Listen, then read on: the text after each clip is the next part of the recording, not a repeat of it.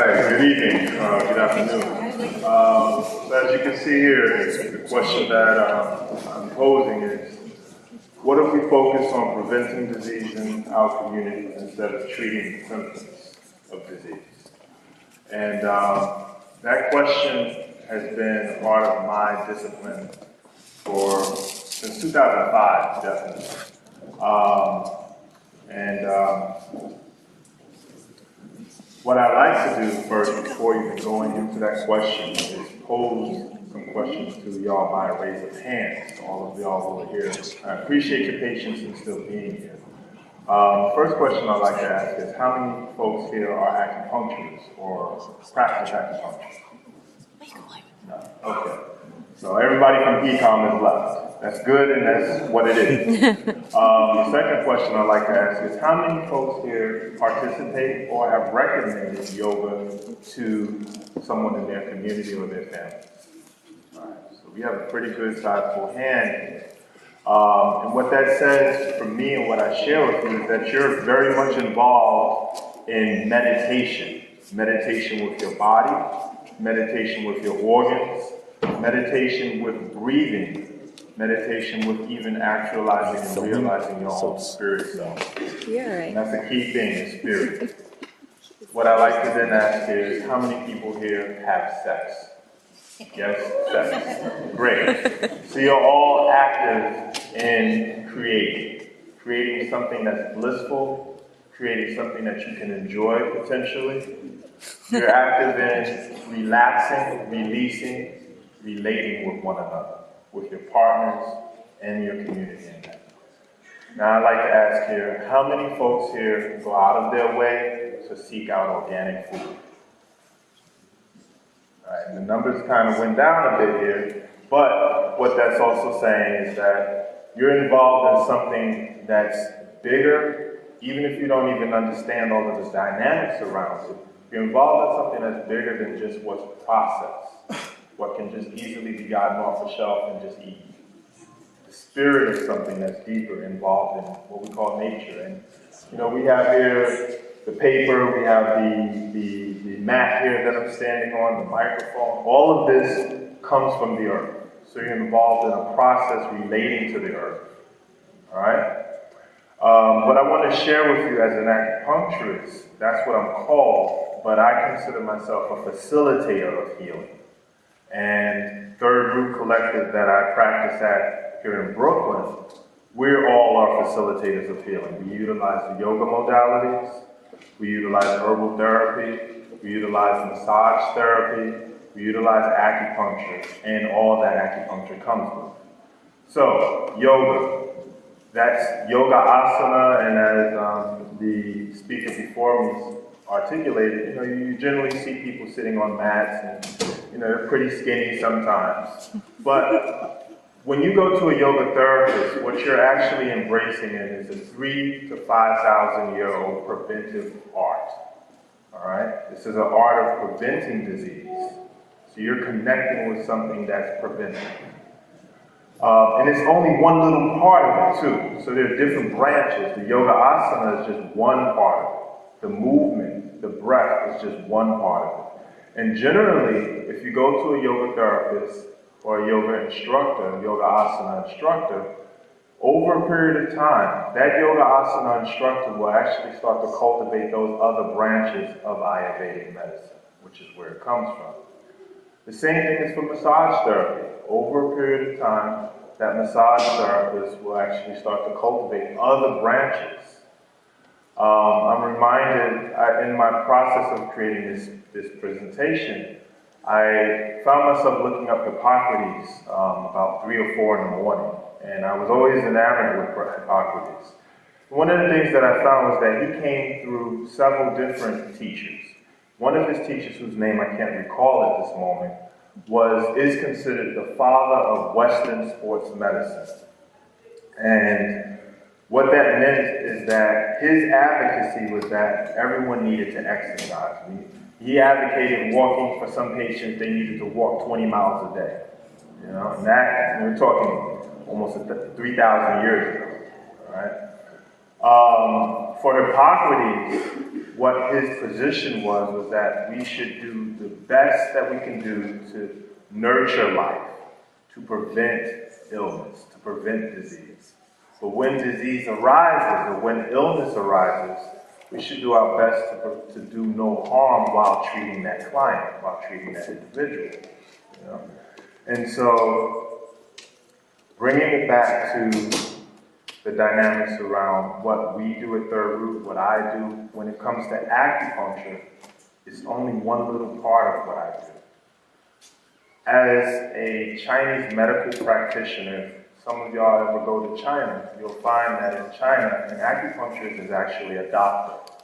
In the same way, if you go to India, someone who does yoga is part of a system that they're a doctor.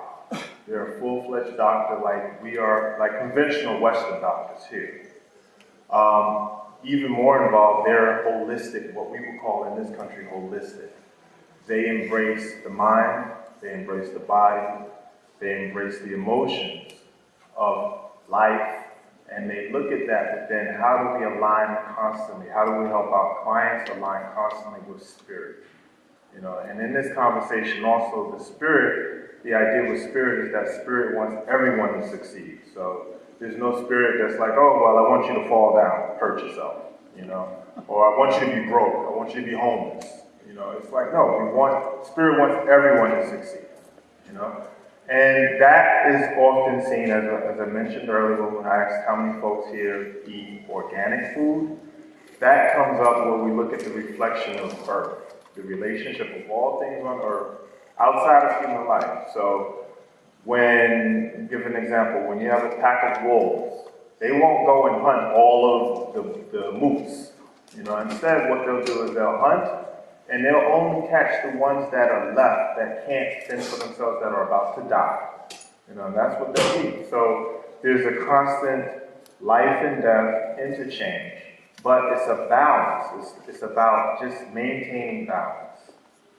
And so in the prevention of disease, as the speaker before me said, we all want to be healthy, but the key thing is that our bodies are constantly manifesting this state of homeostasis. It constantly wants to have homeostasis.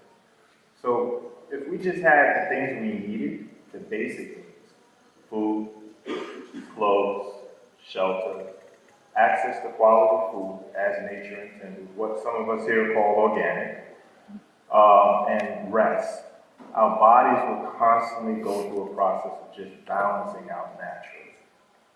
And then in turn, if we get to cold, then we can just actually say, well, we observe certain things. That's where I come into play. That's where yoga therapists following the breath. That's where massage therapists can come into place. That's where a Western practitioner comes into place in terms of just coaching, guidance. So that's why I say I'm a facilitator of healing. So, where I'd like to go further with this is, in this context of preventing disease, what does it look like? When I presented to my client base, and I practice in Brooklyn and I practice in Harlem, when I presented to my client base the question that I was posing, the overwhelming majority of them actually said, well, I guess if that's really going to happen, a lot of these doctors aren't going to be working. Because what they've come up against is that if they get better, then there's less reliance on the doctor. Instead, they're greater empowered to just take care of themselves. But the problem is that the doctor then says, well, how am I going to get paid? You know, so there's this whole issue of what we call healthcare reimbursement. Well, I call it reimbursement care, because if you, in the system of prevention traditionally, the idea was the healer working within the community simply helped the community to remain healthy. If the community got sick, that healer was not supported any further. But as long as the community was healthy and maintained a certain level of health, they supported that healer, or they supported that facility of healer. And so that's the tradition that I come through, to help my community and the communities that I'm a part of maintain a quality of health. It's challenging. Because what happens is we're dealing with a system of economics, we're dealing with a system of class, of access. But nonetheless, the clients that come to me, the clients that come to Third they get better. If they were sick already, they get better. If they are healthy, they stay healthy. They may catch a cold, the cold may last 2 days instead of lasting a week, 2 weeks. Their mental health, their emotional health goes up. Their physical health goes up. So, in that, what my challenge is that I've brought up with myself and what I've talked about with other practitioners is if we're truly involved in preventing disease, then what our mission is to actually begin to become more unified as advocates for health and for prevention of disease, as opposed to just treating the symptoms, as opposed to learning and just saying, okay, well, these are the drugs, or even as acupuncturists, or you come in, all right, I'm only going to do this, this, and this, and you keep coming back, making a slave out of our patients, so to say. Instead, if we actually align with one another, if we integrate our services, where you have what would be considered conventional medicine combined with what's considered complementary medicine. Transcend that to just to honor the term medicine, which is, in Latin, it would be medicinus, the art of healing, just to be healers, regardless of whether we're conventional, all of those terms just transcend that. Because we're already transcending it by those individuals who stood up and said, yes, I do yoga. Those individuals who say, yes, I care about the food I eat. Those individuals who say, yes, I care about the quality of sex I have. I enjoy this. These are the things that we all have a right to have. If we work with one another as healers, if we come together, we can then prevent it. We can transform, we can be advocates for a change of how we deliver healthcare, especially as we go through this change in this country in the next year to 2 years, which is very confusing for me as an individual, especially considering that the modalities that I practice and my fellows practice aren't even considered healthcare practice. We're not considered healthcare practitioners in the conventional sense. So we're doing this work without having any reimbursement. Oftentimes our clients come to us and we treat them for free. Oftentimes our clients come to us, we treat them for nothing, barely minimal. So we're creating a way to sustain ourselves through this process. And what I say, where I'm coming from is that if we work together as healthcare practitioners, as facilitators of healing, we then are empowering our communities by articulating the needs that our communities have together, as opposed to our clients, in my case, and in a lot of my peers' cases, the clients that come to us saying, well, I'm tired of my Western care doctor. No, I actually want to work with the Western care doctors. I want to work with those who are coming up so that they can understand what I do, because I had to learn what they did. What they do. I had to go through anatomy school, and massage therapists have to do the same thing. Yoga therapists have to do the same thing. Go through anatomy school, go through physiology classes. Spend hours learning this information so that when clients come to us and they say, well, this is what my doctor said I have, we can say, okay, well, now we're going to apply these type of regimens to balance what your doctor has given you, And that's healing. That's empowering. They feel supported. The patients feel supported. So I simply want to just close with a statement. And it comes from the Tao. There is no way, there are all ways. Traditionally or historically, Hippocrates, whether it was a Western practitioners, whether it was Eastern practitioners, whatever part of the globe, they traveled. They really wanted to learn and cultivate their craft. So for me, I ask that of all of the new students, all of the candidates, the future graduates, and the present practitioners here, let's continue working with one another, continue growing your skills, continue expanding your horizons. You're here because you want to expand. The work you're doing on yourself is about expansion and about prevention. Continue doing that work. Embrace it. so that we can really then get to a point where, yes, people may still get sick, but we don't have to worry so much about disease.